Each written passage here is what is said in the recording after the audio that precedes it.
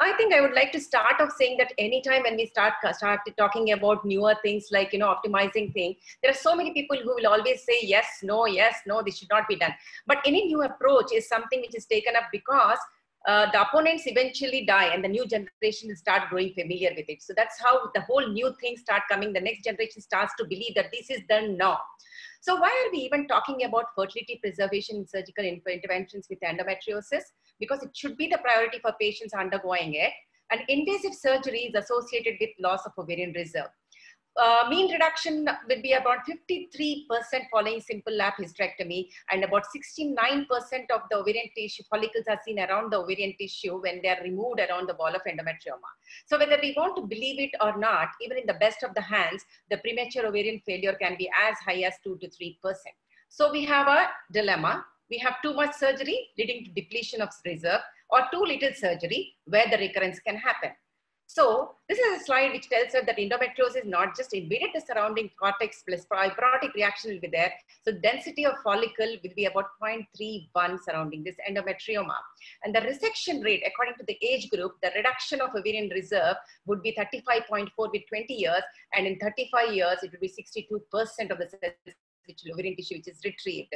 So the residual ovarian volume after surgery, because of lack of correlation, there is going to be lack of correlation whether it is a smaller cyst or the larger cyst. You can actually resect more of ovarian tissue with a smaller cyst. So we have a thing where younger people can actually lose more reserve, and a smaller endometrioma can actually have a loss of ovarian volume. That is the reason we talk about how to save whatever we have, because we know the outcomes of endometriosis itself is not going to be great in infertility. Exact mechanism of effect of infertility in endometriosis is first, chronic pelvic pain and therefore dyspareunia. Second, decreased oocyte retrieval rate because of fibrosis itself, and reduced quality and the reduced embryo quality. Third, mechanical stretching of the cortex and the inflammatory response due to the fibrosis. And the fourth, damage to the follicles, which is caused by oxidative stress. On the top of it, if we are causing any damage and fibrosis because of laparoscopic surgery, all these together would be causing a decreased thing. So the recent research actually says that it is a reduced oocyte quantity and quality, but not the embryo quality. So we have to look at what all we can do to preserve the oocytes which are there. So understanding this, how to save it, will improve the surgical treatments, fertility preservation techniques, and the IVF protocols also. So when we have a lot of studies which keep coming and RCTs keep coming, we know that compared to other ovarian cysts, no significant pregnancy differences between the endometrioma and the simple cyst. But versus tubal factor, the similar implantation pregnancy and live rates are there, but higher IVF cancellation rates are there with endometriosis. So when we compare both, we know the outcomes are bad, and there is the IVF success is directly proportionate to the FSH, AFC, and AMH. So how do we save it? So first and foremost will be the technique which we all have to follow. That is microsurgical principles like proper magnification, which laparoscopy gives it, respect of the tissues, which we have to take care, meticulous hemostasis when we are using bipolar, avoidance of peritoneal desiccation, acute ovariosalpingolysis, and use of microsurgical instrumentation and microsuture whenever possible, and least use of energy sources, and wherever necessary, use of radiation prevention technique. When we start taking all these criteria into thing, and the good results will definitely come out, which will be translated into good pregnancy rates. So treatment of endometriosis overall approach, we know that we look at whether we are dealing with pain or fertility, and we consider the disease factor itself, which can be a recurrent disease, and the patient comorbidities and the fibrosis which can be there. And we need to discuss with the patient chronicity, cure. This disease is something which can come back. So what is the need? We need the infertility as the main thing. So we might err on something which can lead to the recurrence. So appropriate therapy is something which is multidisciplinary. And when it comes to ASHRAE, it says laparoscopic cystectomy is better than coagulation. Why? Because cyst wall excision will lead to greater clinical improvement, leading to spontaneous pregnancy rates. The dysmenorrhea and deep dyspareunia comes down, and the recurrence and repeat surgery rates will come down, and also allows the histopathological examination.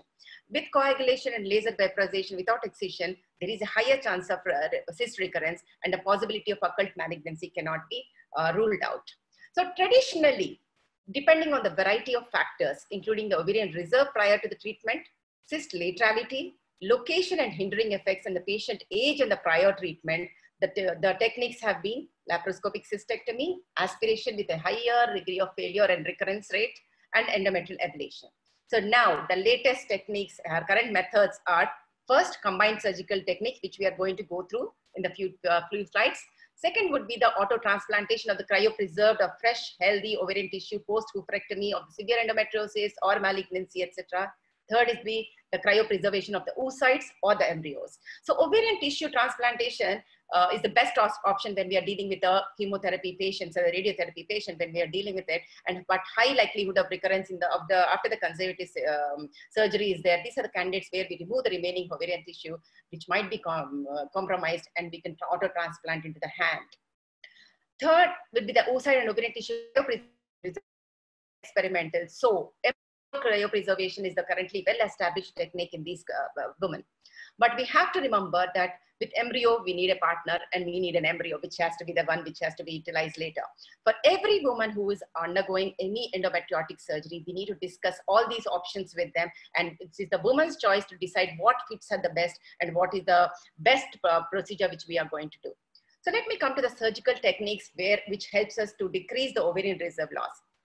Donnes came up with 3-stage, then graduated himself to the combined ablation and cystectomy technique.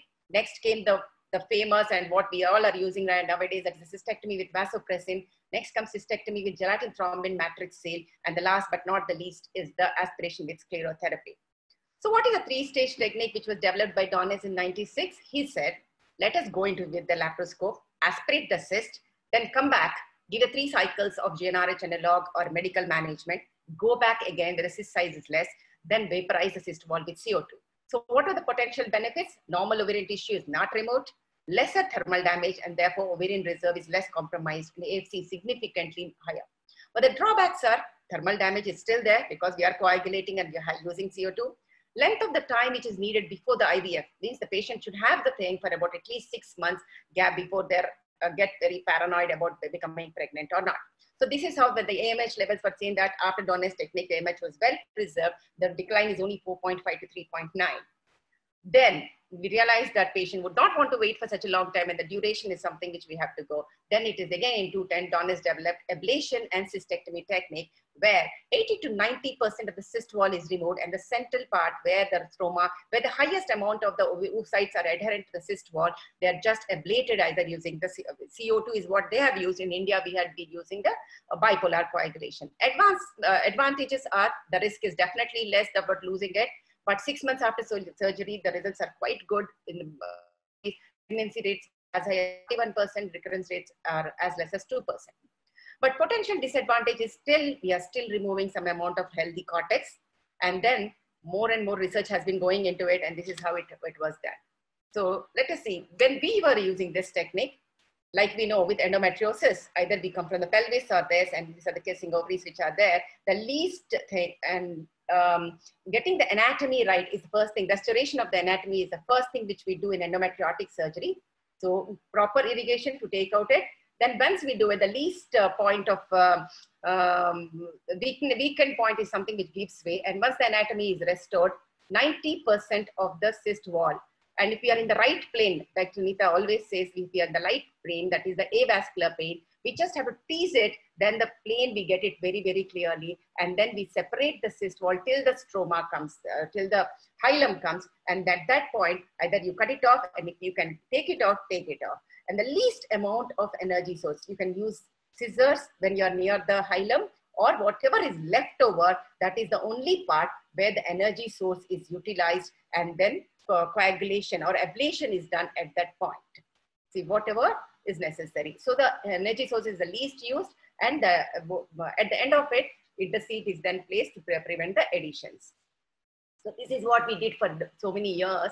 And then came this technique of knowing how to decrease, even then further decrease the ovarian reserve loss.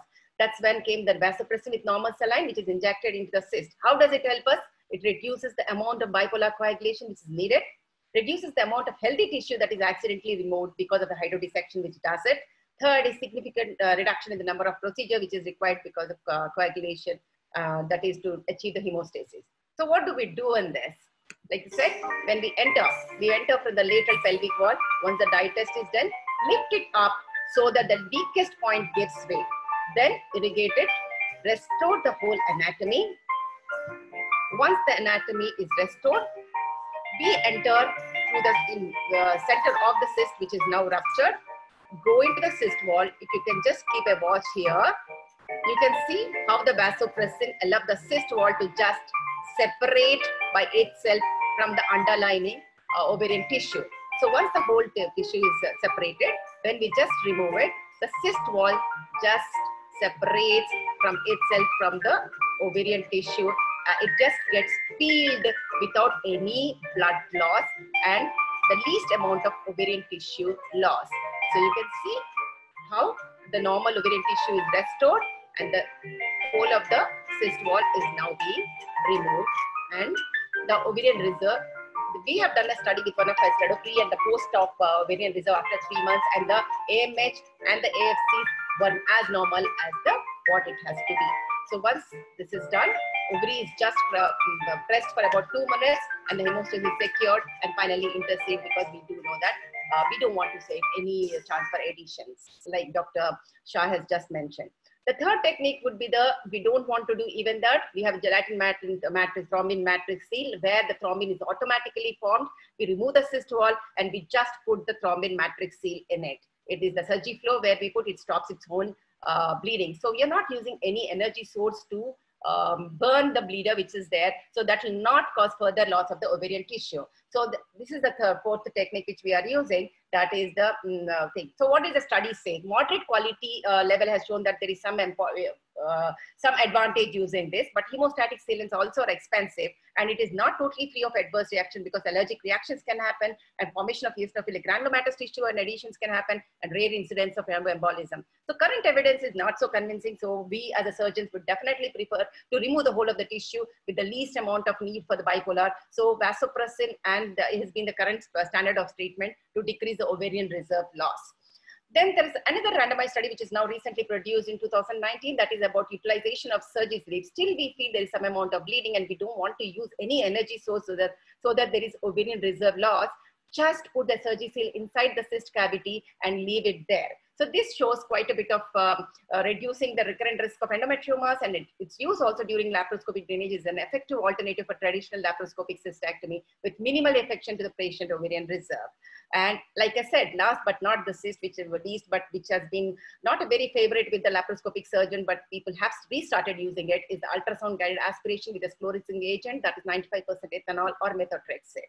Purpose of the sclerosing agent is to prevent cyst regrowth and chemical destroying the wall of the cyst. It takes about 20-30, but risks are there. The infection, internal bleeding, we do know how many cases of ovarian abscesses do come after an IVF, and irritation from the sclerosing agent. And when we are giving methotrexate, we also are worried about the DNA synthesis and effect, and how long should we wait after doing it. But the outcomes, yeah, lot of good results have been showing, but 14% is a persistent of cyst even after three treatments, and with 45.3% with aspiration. Previously, when only aspiration was done, they used to need an average of 13-time aspiration. Now it has come down to 3-time aspiration when it started using methotrexate. But the outcomes, AFC, number of oocytes retrieved, fertilization rates are good when the studies were showing. But like I said, disadvantages of infection and toxic effect, we can just dilute it even more and can always be used. Overall, newer combined techniques seem not to be as damaging to the ovary as traditional surgical techniques, but recurrence rates are still very high, less than 1% with a good surgical hand. But when we are doing anything of fertility and we want to save ovary, we err on leaving little bit of endometriotic tissue than going more aggressively. So the combined tissue, cystectomy and ablation technique, vasopressin technique is here to stay compared to the aspiration and the hemostatic agents which we've been using. So to conclude, like I say, medical management is very helpful when we are dealing with pain, but when we are dealing with laparoscopy and surgical treatment is the gold standard. And for every person, every kiddo who comes to us with this, even when she's coming with 16 years, we should look at the fertility preservation techniques, and we should discuss with them what are their options about oocyte freezing. If we are looking at if she's an unmarried girl, about oocyte freezing, or married girl and still don't want to conceive right now, think of embryo freezing, and then do the surgery of doing the minimal invasive ovarian reserve preserving techniques. And thank you, Dr. Prakash. Thank you, Dr. Sunita Bhaskar, and everybody on the show.